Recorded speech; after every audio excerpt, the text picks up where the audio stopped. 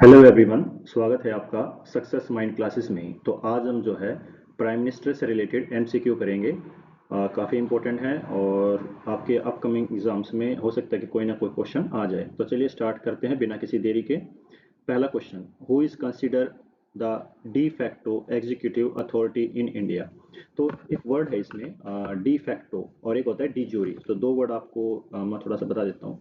सो de facto का मतलब होता है कि जो रियलिटी में होती है, रियलिटी में, ठीक है, फैक्ट के साथ। एक डी ज्यूरी होती है जो बाय लॉ होती है, ठीक है। सो अब कहता है कि रियलिटी में एग्जीक्यूटिव अथॉरिटी कौन है इंडिया में। सो पीएम हो, प्राइम मिनिस्टर, ठीक है। Next question, under which article the PM appointed by president. तो किस आर्टिकल के तहत जो है प्रेसिडेंट अपॉइंट करता है प्राइम मिनिस्टर को। So answer I hope that आपको पता होगा, फिर भी हम जो इसके ऑप्शन है उसको देखते हैं। देखो 74 में क्या होता है कि एड एंड एडवाइस की जाती है, एड एंड एडवाइस, ठीक है। एड एंड एडवाइस किसको, प्रेसिडेंट को, जो काउंसिलिंग मिनिस्टर होते हैं। 74 में पता बता देता हूँ, फिर भी अपॉइंटमेंट होता है इसमें। आंसर तो यही है, अपॉइंटमेंट ऑफ पीएम, ठीक है। और 78 में क्या होता है कि इसमें जो पीएम है आपका, मतलब प्राइम मिनिस्टर, क्या होता है, इन्फॉर्म करता है प्रेसिडेंट को किस चीज़ के लिए। मतलब पीएम ने जो पार्लियामेंट में क्या क्या, जैसे लेजिस्लेशन को लेकर या जो भी गवर्नमेंट काम कर रही है, उसको सभी को इन्फॉर्म किया जाता है प्रेसिडेंट को, प्राइम मिनिस्टर के द्वारा। और 88 है आपका आर्टिकल है, इसमें जो आपके मतलब इसमें ये जो आर्टिकल है ये अधिकार देता है मिनिस्टर को। और बात करें आपका अटॉर्नी जनरल को, ठीक है, अटॉर्नी जनरल को, कि वो मतलब बोल पाएँ, मतलब बोलें और पार्टिसिपेट करें किसमें, पार्लियामेंट में, ठीक है, पार्लियामेंट में। सो ये है आपके, सो राइट आंसर इसका क्या था, बी। नेक्स्ट क्वेश्चन है, when does the president exercise discretionary in appointing the prime minister. So कहता है कि राष्ट्रपति जो है कब अपनी डिस्क्रिशनरी पावर का इस्तेमाल करता है पीएम को अपॉइंट करने के लिए। तो देखो इसमें ऑप्शन है, क्या वह पीएम रिजाइन कर दे, या लोकसभा डिसॉल्व हो जाए, या कोई भी पार्टी क्लियर मेजोरिटी में ना हो, या राज्यसभा जो है नॉन कॉन्फिडेंस मोशन पास कर दे। देखो इससे तो कोई फर्क नहीं पड़ता कि पीएम रिजाइन करता है, तो अगर पार्टी मेजोरिटी में तो कोई और पीएम बन जाएगा। लोकसभा डिसॉल्व हो जाती है तो क्या है, इलेक्शन दोबारा हो जाएंगे। तो ये आंसर इसका सी है, क्योंकि जब कोई पार्टी क्लियर मेजोरिटी में नहीं होती है तो प्रेसिडेंट जो है मतलब जो भी लार्जेस्ट पार्टी होती है या फिर जिसके ज़्यादा नंबर है उसको बुलाता है, और उनमें से किसी पीएम को बनाया जाता है और उसको 6 महीने दिए, सॉरी, उसको पीएम बनाया जाता है, उसको समय सीमित जाती है कि आप जो अपनी मेजोरिटी को प्रूव करें। सी, ठीक है। सो आंसर इज सी।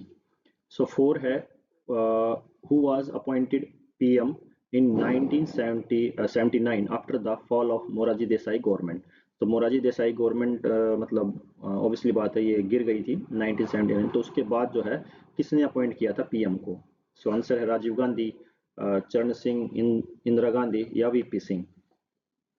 सो इसका राइट आंसर है चौधरी चरण सिंह, ये यूपी के थे, ठीक है।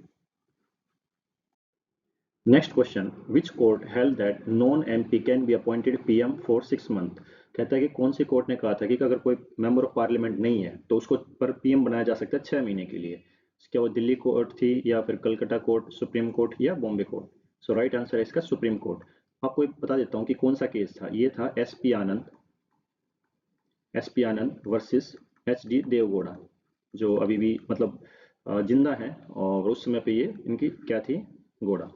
ये था 1997 की बात है, ठीक है। तो ये केस था एस पी आनंद वर्सेस एच डी देवगौड़ा, क्योंकि देवगौड़ा उस समय पे पीएम बने थे कुछ समय के लिए। सो नेक्स्ट क्वेश्चन है, which prime minister was member of Rajya Sabha when appointed. So कौन सा अब पीएम है जो कि राज्यसभा का मेंबर था, लेकिन वो पीएम जरूर था। लेकिन देखो, क्या नरेंद्र मोदी थे, या मोरारजी देसाई, या मनमोहन सिंह, या वीपी सिंह। सो आप सभी को पता है मनमोहन सिंह थे, राज्यसभा से उनको भेजा था और वे पीएम रहे 10 साल, ठीक है। नेक्स्ट क्वेश्चन है, prime minister of India at the time his her appointment. ये यूपीएससी 2012 में आया था।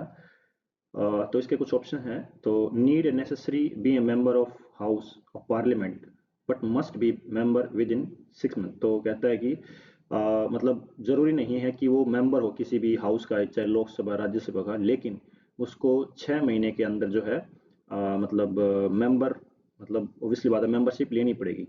सेकंड है, need not necessary B member of one of houses of parliament but must be become a member of लोक सभा with in 6 month. या तो वो लोकसभा के अंदर 6 महीने के अंदर सदस्यता ले। फिर आता है must be member of one of the parliament या must be member of Lok Sabha. So answer कीजिए।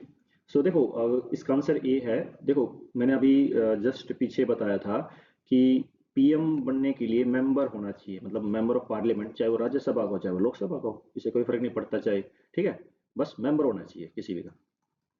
सो next question, who administer the oath of office to the prime minister. तो जो ऑफिस है पीएम का उसके लिए जो शपथ है कौन दिलाता है? आपका प्रेसिडेंट। ये तो आसान था। नेक्स्ट क्वेश्चन, हु अलोकेट या reshuffle portfolio among the minister. मतलब जो विभाग बांटे जाते हैं वो कौन करता है, उसका जो मेन अगर बात करें सो मिनिस्टर के बीच में। सो राइट आंसर है पीएम। जो प्राइम मिनिस्टर ही होता है जो रिशफल करता है भाई किसको कौन सी मिनिस्ट्री मिलेगी किसको क्या, ठीक है।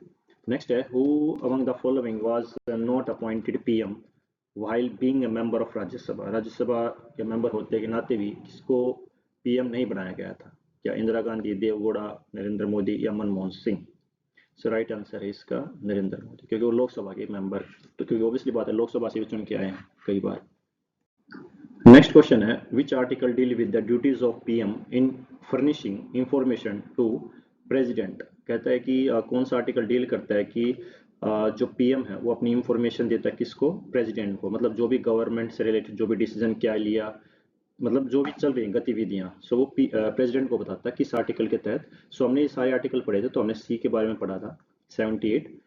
उसी में पीएम जो है वो डिस्कस करता है या जितने भी गवर्नमेंट के डिसीजन होते हैं वो सब प्रेसिडेंट के साथ साझा करते हैं। तो नेक्स्ट है, who describe prime minister as a moon among the lesser star. ठीक है, सो किसने डिस्क्राइब किया था कि moon among the lesser star? So एक ये फ्रेज है। सो इसका राइट आंसर है B, William Harcourt. Harcourt. Next question है, who called PM the captain of ship of state. किसने कहा था कि जो पीएम होता है वो एक शिप का क्या होता है? कप्तान होता है, ठीक है। सो ऑप्शन आपके हैं मुर्नो, लक्ष्य या हरकोट या क्रॉसमैन। सो राइट आंसर है मुर्नो। आपको पता है ये कौन है? ये है Thomas Munro. Thomas, sorry, Thomas Munro. ये वही हैं, ये गवर्नर थे मद्रास के, ठीक है, उस समय पे। और इन्होंने ही रैयतवारी सिस्टम स्टार्ट किया था, ठीक है, याद रखना, जो ब्रिटिशर टाइम के दौरान। थॉमस ब्रूनो जिन्होंने कहा। Which PM was appointed by Zail Singh after the Indira Gandhi assassin. जब इंदिरा गांधी का असेसिन किया गया, ठीक है, तो उसके बाद ये प्रेसिडेंट थे, ठीक है, उस समय पे तो किसको इन्होंने जो है पीएम बनाया था? सो आंसर आपके वीपी सिंह है, राजीव गांधी, चरण सिंह या देवगौड़ा। तो राजीव गांधी थे उस समय पे, इनके बेटे को बनाया गया था इंदिरा गांधी के, ठीक है।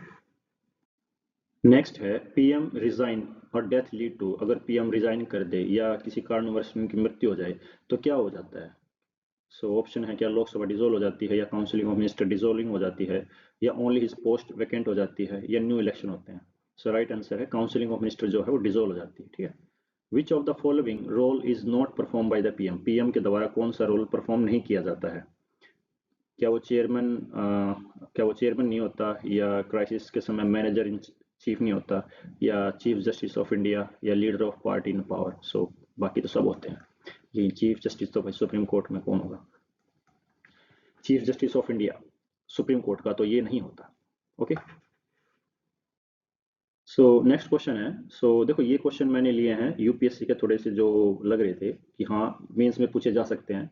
सो क्वेश्चन है कि पीएम से रिलेटेड कौन सा कथन ठीक है इसमें जो आपको दिए गए हैं? पहला है, ही या she appointed by the president of India. हमने देखा बिल्कुल ठीक था। He she appointed for fixed 5 term, मतलब 5 साल के लिए चुना जाता है। थोड़ा सा हो सकता है आपको असमंजस हो, फिर भी चलो देखते हैं। या चीफ जस्टिस ऑफ इंडिया जो है वो उनको एडमिनिस्टर करता है या ओथ दिवाता है ऑफिस की या स्केर्स की। सो हमने देखा था प्रेसिडेंट था, तो अगर हम मान लो एलिमिनेशन टेक्निक भी लगाएं तो थर्ड तो नहीं हो सकता बिल्कुल भी, क्योंकि प्रेसिडेंट होता है, थर्ड नहीं हो सकता। सो इसका मतलब फर्स्ट ऑब्वियसली बात है, फिर तो फिक्स टर्म ये वाला चला गया। देखो इमरजेंसी के समय तो अगर मान लो 5 साल हो रहे हो तो 1 साल वैसे ही बढ़ जाते हैं। मतलब जैसे भाई लोकसभा के अंदर जो रेजोल्यूशन पास किया जाता है तो उससे तो एक्सटेंशन हो जाता है जो गवर्नमेंट होती है, ठीक है ना। तो हम नहीं कह सकते इस कथन को कि भाई ये ठीक है। नेक्स्ट क्वेश्चन है और लास्ट क्वेश्चन है ये इसका। सो देखते हैं क्या। Consider the following statement with reference to counselling of minister. Counselling of minister से रिलेटेड ये कुछ आपको दिए गए हैं स्टेटमेंट्स, उनमें से कौन सा ठीक है। सो पहला है क्या, प्रेसिडेंट अपॉइंट करता है counselling of minister on advice of prime minister, ठीक है। और काउंसलिंग ऑफ कलेक्टिव, जो काउंसलिंग ऑफ मिनिस्टर वो कलेक्टिवली रिस्पॉन्सिबल होता है लोकसभा की, बिल्कुल ठीक। जो टोटल स्ट्रेंथ होती है मिनिस्टर की, जो काउंसिल ऑफ मिनिस्टर की, वो 15% से ज़्यादा नहीं जानी चाहिए, ये भी बिल्कुल ठीक है। और ये आया था आपका 91st कॉन्स्टिट्यूशनल अमेंडमेंट हुआ था 2003 में, ठीक है। सो उसके तहत आया था कि भाई 15% से ज़्यादा जो है स्ट्रेंथ नहीं होनी चाहिए काउंसिल ऑफ मिनिस्टर की, ठीक है। सो ऑब्वियसली बात है, सारे का ठीक है, तो D. So I hope that आपको ये सेशन अच्छा लगा होगा और आपके काफ़ी सारे हो सकते हैं कंसेप्ट क्लियर हुए हों और आपकी प्रैक्टिस अच्छी हुई होगी। सो प्लीज़ आप इसको लाइक कीजिए, सब्सक्राइब कीजिए, और ऐसे ही मैं जो है नेक्स्ट वीडियो लेके आऊँगा दूसरे टॉपिक के ऊपर। So please stay tune. Thank you.